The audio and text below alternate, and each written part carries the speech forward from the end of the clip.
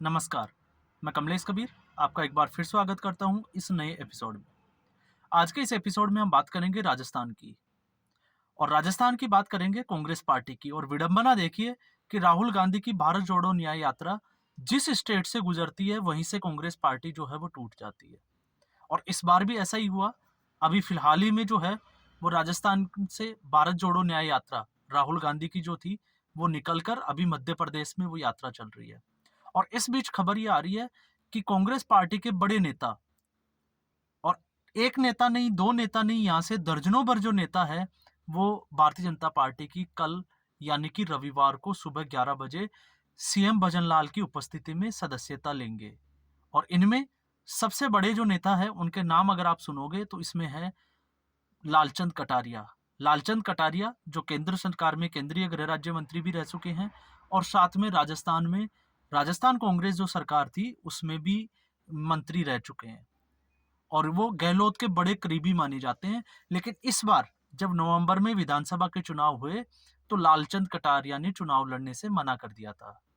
और उस वक्त जो है वो बड़े कयास लगाए जा रहे थे और उनके करीबी जो जितने भी जो नेता थे, जो उनके नीचे जो है वो काम करते थे, उनके फॉलोवर्स, उन सभी लोगों ने भारतीय जनता पार्टी की जो है वो सदस्यता ले ली थी या वो भारतीय जनता पार्टी के समर्थन में उतर गए थे।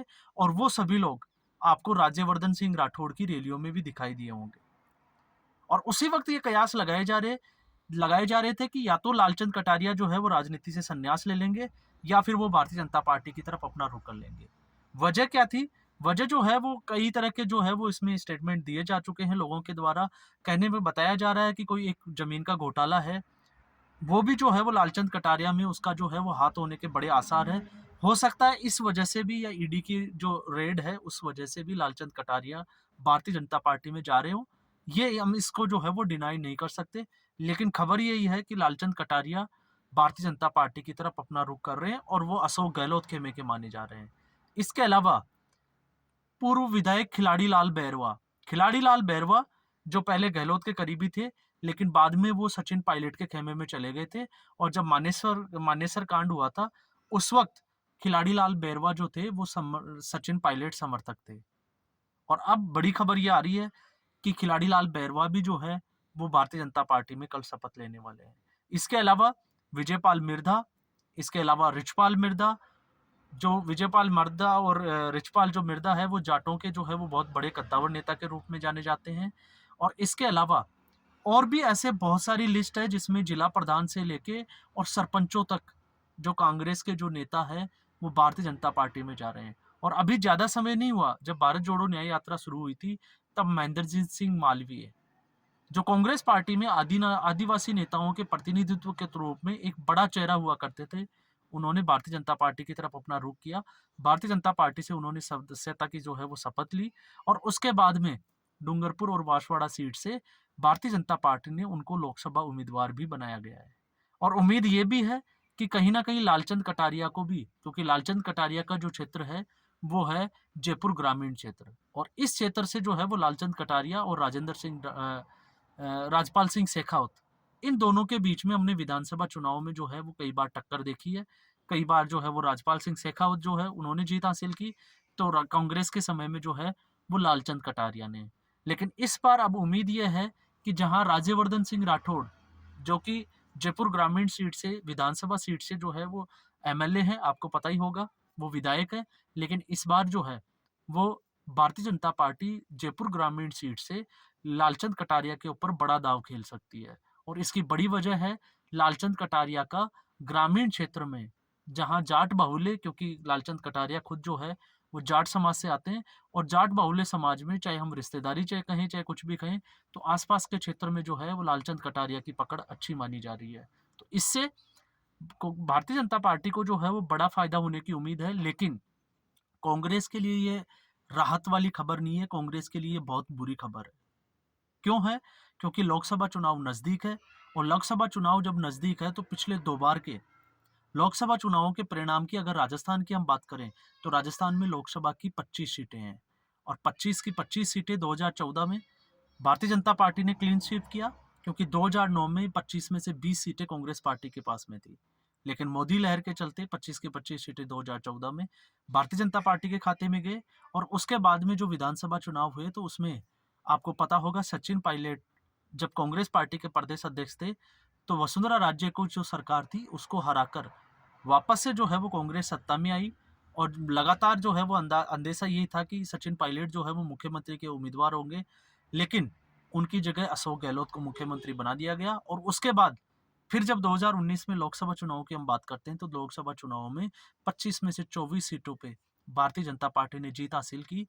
एक सीट जो कांग्रेस के गठबंधन दल को गई, राष्ट्रीय लोकतांत्रिक जो दल था, पार्टी थी, हनुमान बेनीवाल। हालांकि हनुमान बेनीवाल कभी वो भारतीय जनता पार्टी के साथ जाते हैं, कभी वो कांग्रेस पार्टी के साथ जाते हैं। इसके अलावा कांग्रेस पार्टी पिछले 2 चुनावों में राजस्थान में खाता भी नहीं खोल पाई है। और इस बार जब उम्मीद ये लगाई जा रही थी कि कांग्रेस पार्टी विधानसभा का चुनाव जो है वो सारे इतिहास को जो है वो जिसको कहें कि एक बार भारतीय जनता पार्टी और एक बार कांग्रेस पार्टी की जो सरकार बन रही थी, उस मिथ को तोड़ के जो कांग्रेस पार्टी दोबारा सत्ता में आएगी, लेकिन दूर-दूर तक जो है वो टक्कर में भी नहीं रही। हमने इसमें जो है वो विधानसभा परिणामों में ये चीज़ें देखी थी। लेकिन अब जब लोकसभा चुनाव नज़दीक है, जहाँ पे कांग्रेस पार्टी और कांग्रेस पार्टी के लिए आप जितना जिसको कहते हैं कि जितना आप इसके बारे में रिसर्च करोगे, आप उतने उलझते चले जाओगे। क्योंकि कांग्रेस पार्टी और राहुल गांधी, इनकी राजनीति जो है, वो हर किसी के समझ में, ये कांग्रेस पार्टी के जो नेता है, उनके भी समझ से परे हैं। उनको कौन जो है, वो स्क्रिप्ट लिख के देता है, किनको कौन लोग जो है, उनको सलाह देते हैं। क्योंकि आप देखोगे चुनाव दर चुनाव 1 महीना भी पूरी होता है कि फिर पार्टी में जो है वो टूट हो जाती है। इससे पहले हमने देखा अशोक चव्हाण, जो कांग्रेस पार्टी के महाराष्ट्र में पूर्व मुख्यमंत्री रह चुके हैं, उन्होंने कांग्रेस पार्टी छोड़ के और भारतीय जनता पार्टी में चले गए।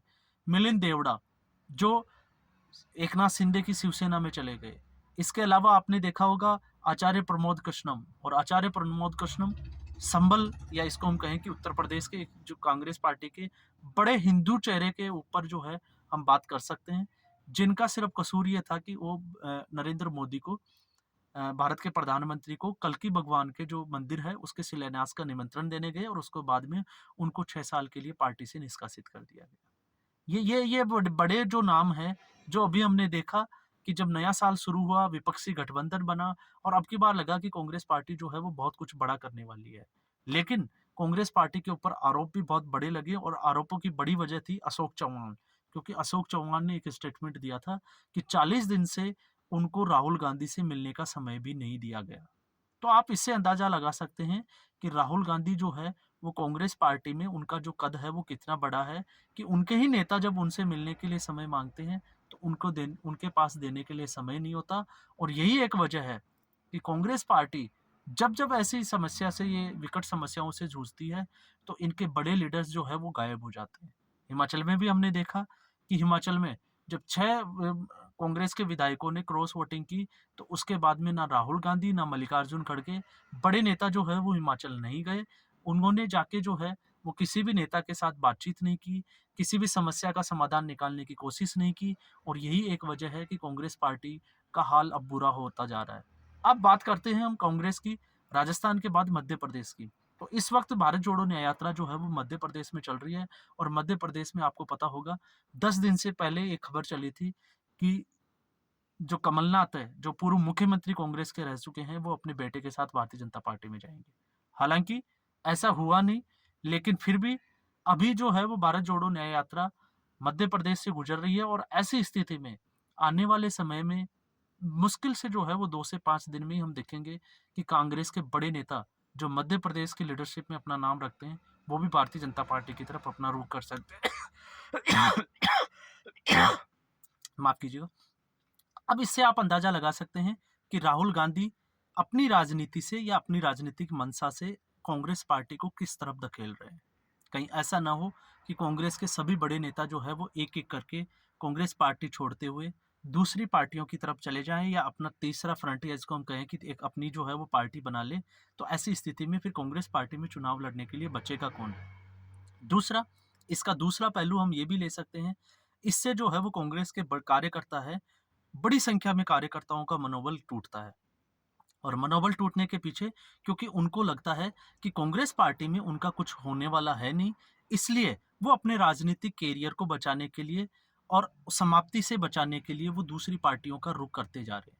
और यही यही जो है, यही मतदाताओं के बीच में जो बात जा रही है, शंका की दृष्टि से और शक की दृष्टि से अभी कांग्रेस पार्टी को लोग देख रहे हैं, उसकी बड़ी वजह मानी जा रही है। और इसमें जो है, जिसको कहते हैं कि राम मंदिर का जो मुद्दा था, उसका भी बहुत बड़ा योगदान होगा कांग्रेस पार्टी की टूट में, क्योंकि बहुत से ऐसे हिंदू नेता हैं, जो राम मंदिर के प्राण प्रतिष्ठा समारोह में कांग्रेस पार्टी के द्वारा अनदेखी करना या नहीं जाने को लेकर नाराज़ हैं, क्योंकि उनको लगता है कि जब वो जाएँगे, तो वो ग्राउंड पे जो बैटल होगी, फील्ड में जब वो वोट माँगने जाएँगे, तो वो किस हैसियत से जो है वो लोगों से वोट माँगेंगे। तो ये स्थिति अब कांग्रेस पार्टी की बनी हुई है। कल 11 बजे हमें पता चलेगा कि कांग्रेस पार्टी के कितने बड़े नेता और कितनी संख्या में जो नेता है, वो टूटकर भारतीय जनता पार्टी की सदस्यता लेंगे। आज के एपिसोड में बस इतना ही। फिर हम एक नए एपिसोड के साथ हाजिर होंगे। तब तक के लिए नमस्कार, धन्यवाद।